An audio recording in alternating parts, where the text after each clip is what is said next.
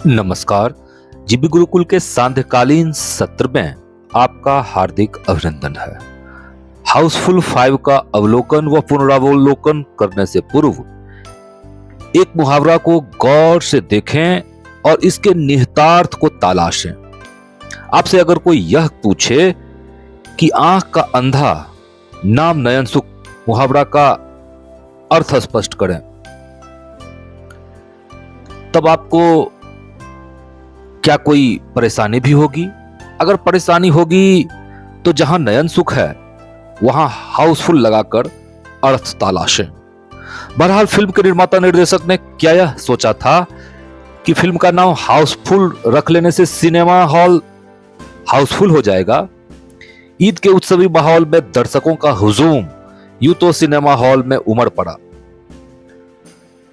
Film ने opening day पर 24 करोड़ और शनिवार को लगभग 30 करोड़ की कमाई की। रविवार को भी सिनेमा हॉल में पिक्चर ने अच्छा खासा धन बटोरा।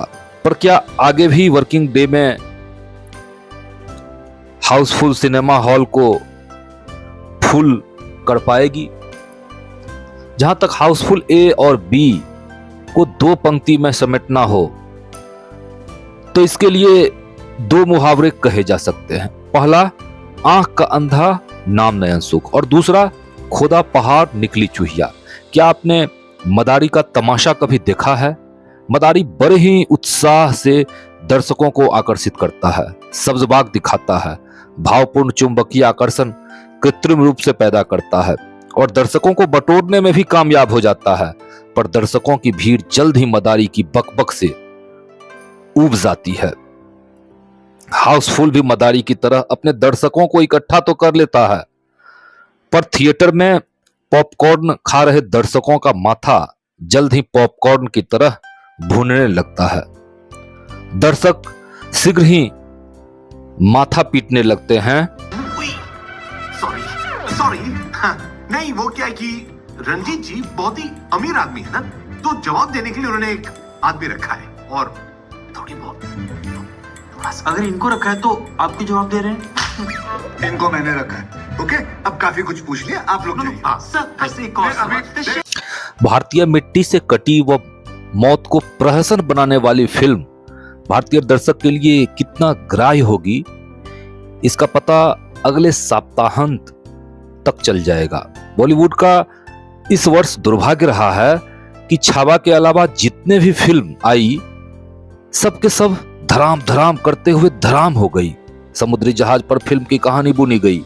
समुद्री जहाज पर एक धनाढ्य व्यक्ति की हत्या, फिर उसके वसीयत के अनुसार उनका उत्तराधिकारी कौन है, इसी प्रश्न की तलाश में फिल्म माथापच्ची करती दिख रही है। इस माथापच्ची में दर्शक पूरी फिल्म में माथा पीटते नजर आते हैं। अक्षय कुमार केंद्र बिंदु बनकर उभरे हैं। उनके चारों ओर फिल्म परिक्रमा करती दिख रही है। सेकंड हाफ में नाना पाटेकर और जैकी श्रॉफ धारावाहिक हत्या का अनुसंधान करते दिखते हैं, जो दर्शकों को कुछ देर तक बांधने में कामयाब हो जाती है।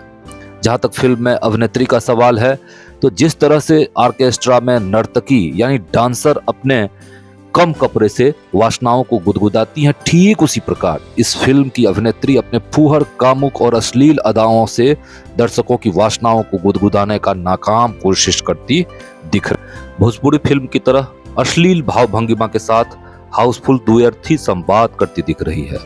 एक बात तो यहाँ कम से कम निश्चित ही हो गई कि इस फिल्म को आप अपने परिवार के साथ तो कतई नहीं देख सकते। क्या इस प्रकार की फिल्म देखने के बाद हम यह कह सकते हैं कि इससे तो अच्छा भारत के दामाद और ब्रिटेन के पूर्व प्रधानमंत्री ऋषि सुनक और अक्षता मूर्ति के कथ्य और तथ्य को बटोर कर अगर फिल्म बनती तो दुनिया भर के दर्शक इसमें रुचि लेते। पर दुर्भाग्यवश जिस मापदंड पर बॉलीवुड इन दिनों फिल्में बना रही हैं, उससे इंडस्ट्री पर खतरे के बादल मंडरा रहा है। ना कोई प्रयोगधर्मिता और ना ही कोई रिसर्च। दुनिया भर के कचरे बटोर कर मनोरंजन के नाम पर आज सर्व करने का एक नया फैशन चल पड़ा है। क्या वह दर्शकों के लिए ग्राह्य होगा? इस अंक में फिलहाल इतना ही। चैनल को सब्सक्राइब अब तक नहीं किया है तो कृपया सब्सक्राइब कर लें बने रहे जीबी गुरुकुल के रोचक और प्रेरक प्रसंग के साथ। ओम शांति।